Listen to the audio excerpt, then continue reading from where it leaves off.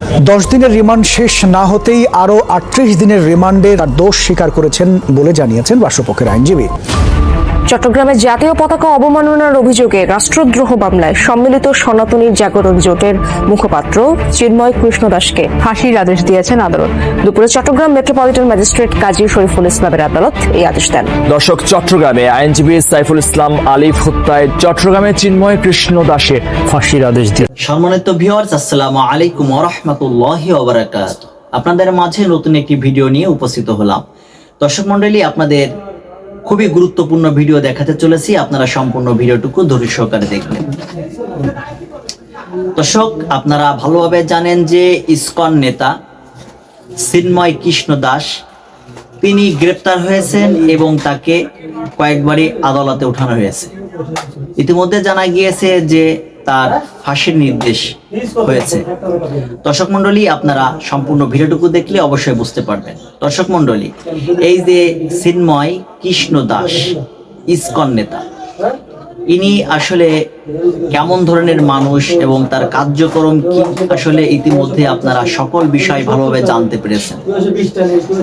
দর্শক মণ্ডলী, আপনারা অবগত আছেন যে এই ইসকন নেতা তিনি উস্কানিমূলক বক্তব্য দিয়েছিলেন এবং তিনি সমাজে কেমন ধরনের কাজ করেছিলেন সে বিষয়ে আপনারা অনেক অবগত আছেন। ইতিমধ্যে আদালত তাকে কি রায় দিয়েছে, ইতিমধ্যে জানা গিয়েছে যে তার ফাঁসির নির্দেশ হয়েছে। দর্শক মণ্ডলী, সম্পূর্ণ ভিডিওটুকু দেখলে আপনারা অবশ্যই বুঝতে পারবেন। তাহলে চলেন মূল ভিডিওটুকু দেখবো। তার আগে আপনাদের অনুরোধ করবো, এখনো পর্যন্ত আপনারা যারা এই চ্যানেলটি সাবস্ক্রাইব করেননি, আমাদের চ্যানেলটি সাবস্ক্রাইব করে আমাদের পাশে থাকবেন, আমাদের চ্যানেলটি সাপোর্ট করবেন এবং যারা ফেসবুক পেজ থেকে দেখছেন পেজটি ফলো করে দিবেন, ভিডিওটি বেশি বেশি করে শেয়ার করবেন, লাইক কমেন্টস তো অবশ্যই করবেন। তাহলে চলেন সম্পূর্ণ ভিডিওটুকু ধৈর্য সহকারে দেখে আসি। বৃহস্পতিবার জেলবন্দি চিন্ময় কৃষ্ণের সঙ্গে কোনো সম্পর্ক নেই বলে জানায় ইসকন। বেশি রাতে আসে নয়া বার্তা। বলা হয় চিন্ময় কৃষ্ণকে তারা সমর্থন করে, তার সঙ্গে ইসকনের। কিন্তু চিন্ময় কৃষ্ণকে সমর্থন করা বা না করা নিয়ে কেন এত বিতর্ক, এর জবাব পেতে ফিরতে হবে অতীতে। চিন্ময় কৃষ্ণ দাস তখন চট্টগ্রামের পুণ্ডরিক ধামের অধ্যক্ষ। তার আসল নাম চন্দন কুমার ধর। এছাড়া সনাতনী জাগরণ জোটের মুখপাত্রের দায়িত্ব তখন চিন্ময়ের হাতে। শান্তির বার্তা ছড়ানো যার কাজ, তিনি কি করে দেশবিরোধী কার্যকলাপে অভিযুক্ত হতে পারেন? জানা গিয়েছে গত 31 অক্টোবর কোতোয়ালি থানায় চিন্ময়ের বিরুদ্ধে মামলা দায়ের করেন এক বিএনপি নেতা। জাতীয় পতাকা অবমাননার অভিযোগ তার বিরুদ্ধে। মামলাকারীকে অবশ্য পরে দল থেকে বহিষ্কার করে দেয় বিএনপি। গত 25 নভেম্বর সোমবার ঢাকার শাহজালাল আন্তর্জাতিক বিমানবন্দর থেকে চিন্ময় কৃষ্ণকে গ্রেফতার করে পুলিশ। আদালতে তার জামিন খারিজ হয়। সেদিনই আদালত চত্বরে গোলমালে জড়িয়ে পড়েন চিন্ময়ের অনুগামীরা। মৃত্যু হয় এক আইনজীবীর। পরে এই ঘটনায় নাটকীয় টুইস্ট। বৃহস্পতিবার প্রথমে বাংলাদেশের ইসকনের তরফ থেকে চিন্ময়ের সঙ্গে তাদের সম্পর্ক অস্বীকার করা হয়। সাফ জানিয়ে দেওয়া হয় চিন্ময়ের কৃতকর্মের দায় নেবে না ইসকন। তার সঙ্গে ইসকনের কোনো সম্পর্ক নেই বলেও জানানো হয়। চিন্ময় কৃষ্ণ দাসের বক্তব্য এবং কৃতকর্মের জন্য ইসকন বাংলাদেশ কোনোভাবেই দায়ী নয়। পরে অবশ্য বয়ান বদল করে ইসকন। নয়া বিবৃতিতে বলা হয় চিন্ময় কৃষ্ণের অধিকার, বাংলাদেশের হিন্দুদের এবং তাদের ধর্মীয় স্থানগুলি রক্ষা করার জন্য তার প্রচেষ্টাকে সমর্থন করে ইসকন। তার থেকে দূরত্ব তৈরি করা হয়নি। আমরা শুধু একটি জিনিস স্পষ্ট করে দিয়েছি যে তিনি ইসকনের সদস্য নন। বাংলাদেশের ইসকনের প্রতিনিধিত্বও তিনি করছেন না। গত কয়েক মাসে এই কথা একাধিকবার আমরা বলেছি।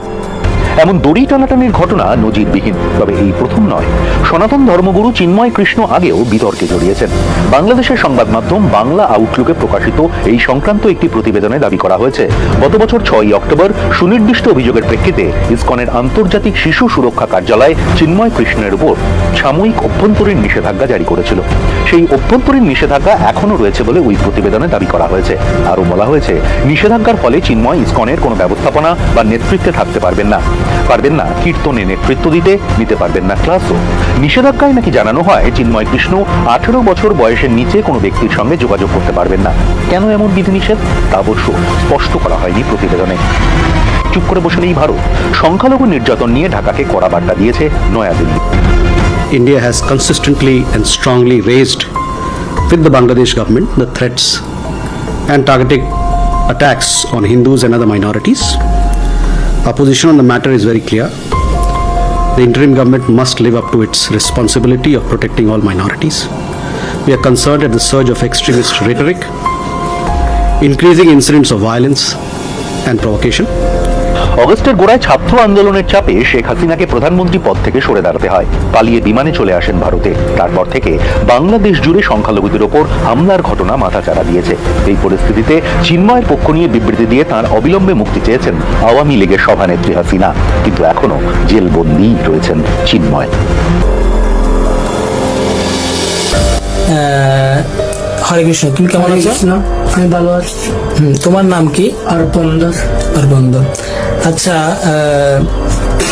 তুমি সাম্প্রতিক আমাদের একজন ইসকন চট্টগ্রামের গৃহস্থ কাউন্সিলের একজন প্রধান সদস্য বলরাম করুণা প্রভুকে তুমি কিছু অভিযোগ দিয়েছো, যে লিখিতভাবে এবং ভিডিও আকারে দিয়েছো, এবং আমরা দেখেছি যে এই শরণাগতি প্রভু এবং ভক্তি ত্রিভঙ্গদাদার গোস্বামী মহারাজ, চারুচন্দ্র প্রভু, এদেরকে তুমি তোমার সাথে চিন্ময় কৃষ্ণ প্রভুর সাথে কোনো ধরনের শারীরিক নির্যাতন করেছে তোমাকে, সেই বিষয়ে তুমি কিছু কথা বলেছো। হ্যাঁ, আমি তোমাকে কিছু প্রশ্ন করব, তুমি সত্য সত্য কথাগুলো বলবা, ঠিক আছে? তুমি কি শারীরিকভাবে সুস্থ আছো? হ্যাঁ। মানসিকভাবে সুস্থ আছো? হ্যাঁ। আচ্ছা, তুমি গুরুকুলে কখন থেকে জয়েন করেছো? 2017। 2017 নাকি 16? 17। আচ্ছা আচ্ছা আচ্ছা। তো চিন্ময় কৃষ্ণ আসলে অ্যাকচুয়ালি ঘটনাগুলো আমাকে বলো তো, যে চিন্ময় কৃষ্ণ বাবু তো একজন ব্রহ্মচারী এবং পণ্ডিত ধামের অধ্যক্ষ, তোমার সাথে কি ঘটনা হয়েছে? আমাকে মানে রুমের মধ্যে মেসেজ করতে নিয়ে যেত, নিয়ে গিয়ে মানে যে কাজ সমকামী যেটা বলে সেটা করে। তো সমকামিতা মানে কি? এটা কি ধরনের মানে যৌন কাজ বলে। কিভাবে করতো? বলতো যে ওইদিকে এটা চুমনে তোমাকে কি তোমার সাথে কি এই, অর্থাৎ আমি তোমাকে সরাসরি বলি, যেহেতু তোমার বয়স কত এখন? 16 বছর। হ্যাঁ, তো তোমার সাথে প্রথমে কখন, একদম প্রথম কোন দিন বা কত মাস আগে এই ঘটনাটা ঘটেছে? 2 মাস আগে। মানে পণ্ডিতধাম থেকে বের হওয়ার 2 মাস আগে। হ্যাঁ। উনি কিভাবে ডাকতো তোমাকে? কখন, বা রাত্রে ডাকতো নাকি দিনে ডাকতো? রাত্রে ডাকতো। রাত কয়টা বাজে? ধরেন 9টা, 9:30। 9টা, 9:30 বাজে। হ্যাঁ, ডেকে তোমাকে কি বলতো প্রথমে? বলতো মানে মেসেজ করতে বলতো। কিরকম ভাবে মেসেজ করতা? হাত পা মানে মেসেজ করতাম করে, তারপর বলতো যে উনার পরনে কি থাকতো? গামছা থাকতো। তোমার পরনে কি থাকতো? আমার পরনে কাপড় ছিল, ধুতি কাপড়, অর্থাৎ এই তোমাদের গুরুগুলোর ড্রেসটা থাকতো। হ্যাঁ। আচ্ছা আচ্ছা। তো তখন তোমাকে কিভাবে মেসেজ করতে বলতো? না এমনি বলতো, হাত পা গুলো কামড়াচ্ছে, ম্যারেজ করতে বলতো। তারপর বলতো যে ওইদিকে হলে আমার এই শপথ কর বলতো। কি ধরে? শপথ করে কি বলতো? শপথ করে কি বলতো? হলে তুই আমার সাথে এগুলো করতে হতো, এগুলো কাউকে বলবি না। এগুলো মানে কোনগুলো কি করতো? মানে যে খারাপ কাজগুলো করতো সেগুলো কাউকে যেন না বলতো। আচ্ছা আচ্ছা। খারাপ কাজগুলো কি তুমি কি ওকে করতা নাকি ও তোমাকে করতো? ও আমাকে করতো। তোমাকে করতো না? মানে তোমার সাথে কতবার হয়েছে এরকম? আমার সাথে 2 বার হয়েছে। 2 বার হয়েছে না? আচ্ছা, যদি তোমাকে যদি উপর থেকে বলা হয় যে এই শারীরিক সম্পর্কটা করলে ডিএনএ টেস্ট দিতে হয় যা প্রমাণস্বরূপ, হ্যাঁ, তুমি কি ডিএনএ টেস্ট দিতে প্রস্তুত আছো? হ্যাঁ। আচ্ছা আচ্ছা, ঠিক আছে। আরেকটা বিষয় হচ্ছে, এখন তুমি বলবা যে কখনো তুমি কি ওকে করেছো, বা তোমার জননেন্দ্রিয়ের মধ্যে মানে অর্থাৎ ধরেছে কখনো? হ্যাঁ হ্যাঁ হ্যাঁ হ্যাঁ। আচ্ছা ঠিক আছে। আচ্ছা, তোমার সাথে এই যে ওই অবৈধ কর্মগুলো ঘটেছে, তুমি কি আর স্থানীয় কোনো ভক্তদেরকে জানিয়েছো? হ্যাঁ, আমি জানিয়েছিলাম তিরুপতিকে। আচ্ছা আচ্ছা আচ্ছা, তিরুপতি প্রভুকে জানিয়েছো। অর্থাৎ তিরুপতি প্রভু তখন পুণ্যধামে ছিল? ধামে ছিল। তখন তিরুপতি প্রভু কি বলেছে তোমাদেরকে? বলছে এগুলো আমি জানি না, আমি এরকম শুনি না শুনি না। তারপর অনেকদিন ধরে এরকম বলতেছে উনি আমাকে বলতে সত্যি এগুলো কিভাবে জানাচ্ছে। আমি একবার মানে শুনে কথা বলতেছে, শুনেছিলাম। হরে কৃষ্ণ, নিত্যবন্ধু গৌর দাস। আমি প্রায় অনেক দিন যাবৎ, প্রায় 8-9 বছর যাবৎ পুণ্ডরিক ধামে অবস্থানরত। এই যে ধামের মধ্যে এত সমস্যা চলছে, যে বিষয়গুলো আগে থেকে মানে চলে আসছে, বাট এগুলি নিয়ে মানে তদারকি করতাম না, বা এই বিষয়ে কিছু বললেও বা কাউরে বলার মতো সেরকম গিয়েছিল না, কিন্তু হঠাৎ আমি কিছুদিন যাবো আবার দেখতেছি কি অতিরিক্ত ছেলেদের উপর নির্যাতন হচ্ছে, বা মাঝে মাঝে এমনই দেখি ওখানে অনেক ধরনের গন্ডগোলও চলছে ধামের মধ্যে। কিন্তু এরপর পরে আবার কিছুদিন যাবৎ আবার দেখলাম যে কি আমি রাত্রে ঘুমাতাম, তখন কি করতো রাত 2টো বাজে, 1টা বাজে, 3টা বাজে আমার ডাকতে আসতো। এখন আমি ঘুমের ভান ধরে শুয়ে থাকতাম, মঙ্গলবারের সময় শুয়ে থাকতাম ঘুমের ভান ধরে, তখন কি করতো বিরক্ত হয়ে দরজার মধ্যে ধুম ধুম ধুম করে বাড়ি দিত, আওয়াজ দিত, প্রচুর পরিমাণে আওয়াজ দিত। উঠতাম না আমি, তাহলে আসে ডেকে আমাকে নিয়ে যেত, নিয়ে গিয়ে বলতো কি বা মেসেজ করার জন্য বলতো, মেসেজ করতাম। এরকম করতে করতে অনেক দিন মেসেজ করতাম। হঠাৎ আরেকদিন আমাকে ডেকেছে, বাট আমি যাইনি বিদায় তখন থেকে সে আমার উপর খুব রেগে আছে। হ্যাঁ, চিন্ময় আমার খুব রেগে আছে, আমি কেন যাচ্ছি না। তারপরে আমি শ্রীধরপুর রুমে ছিলাম, যখন ছিলাম উনি এখন আমাকে কীভাবে শ্রীধরপুর আমাকে ডেকে রুমে রেখেছে, সে কারণে ওনার খুব ক্রোধ যে আমাকে কীভাবে ওখান থেকে বের করবে, আমি কেন ওই রুমে থাকি। তারপর হঠাৎ একদিন এই গেতে চলে গেল, কারণ কীভাবে বের করবে, কিছু না কিছু করতে হবে, না হলে তো বের করা যাবে না। তারপর হয়েছে কি একদিন দামোদর প্রোগ্রাম, 19 সালে দামোদর প্রোগ্রাম হচ্ছে। এখন হঠাৎ উনি আমাকে এসে বললো, এইবার শ্রীধরপুরের দামোদর প্রোগ্রামে চলে গিয়েছে, হঠাৎ উনি আমাকে এসে বলে কি তো ভাগবতম নেই, একটা ভাগবতম নেই। তারপরে কি হয়েছে, ভাগবতম নিয়েছি। তারপরে বলেছি কি ওনার গিয়েছিল কবচ ছিল, কবচ হয়েছে আমাকে, স্বর্ণের কবচ ছিল কৃষ্ণদেবের। তারপর বলছে ভাগবতম শুয়ে বল আর আমার কবচ শুয়ে বল। আমি কবচ শুয়েছি, তারপর উনি বলা স্টার্ট করেছে আর কি, আর তোর যদি এখানে থাকতে চাস, হ্যাঁ তোর আর কি শ্রীধরের সঙ্গে এই ধরনের সমসাময়িক করতে হবে। এই বিষয়গুলো উনি আমাকে বলেছিল। এখন উনি আমার প্রতিদিন জিজ্ঞেস করতো আমার মঙ্গল আরতিতে গামছা পরে উনি কোথায় চলে যেত, আমি তো মঙ্গল আরতি দিতাম শিব মন্দিরে সেবা করতাম, ওইখানেই চলে যেত মঙ্গল আরতিতে গামছা পরে ওইখানে চলে যাচ্ছে আমাকে জিজ্ঞেস করার জন্য, হ্যাঁ কি হয়েছে, কাজ কি হয়েছে, হ্যাঁ এই ধরনের বিষয়গুলো উনি আমাকে সবসময় বলতো।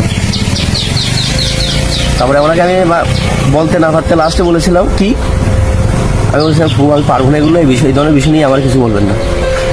তাও আমার বিরক্ত করতো। এরপর পরে দেখি নতুন একটা লং বিল্ডিং হয়েছে, ওই বিল্ডিং উনি চলে গিয়েছে। কারণ উনি চলে যাওয়ার পরেই কি হয়েছে, শ্রীধরপুর তো পদ্মা ভবন রয়ে গেছে, পুরোনো যে জায়গাটা ছিল ওই জায়গাতে রয়ে গেছে। তারপর ওনাকে নিয়ে গেছে কোথায়, ওই লং বিল্ডিংয়ে, বা আমার থেকে দূরত্ব রাখার জন্য। এরপর পরে প্রায় উনি যখন এখানে চলে গিয়েছে আমি আর বিল্ডিংয়ে যাইনি কখনো। আর পরবর্তীতে একদিন আমি অসুস্থ হয়েছিলাম, অসুস্থ হওয়ার পরে তারপরে এখানে গিয়েছি। এরপর পরে তাও উনি আমাকে ডাকতো ম্যাচ করার জন্য, ডাকতো, তখন আমি যেতাম না। এরপর পরে উনি আমার খুব ক্রোধ, বা আমার সাথে কথা বলতো না। হ্যাঁ, তারপরে এক ভক্তকে তারপরে আমাকে ঠ্যাস মারামারি হতো, অনেক ধরনের ঠ্যাস দিত।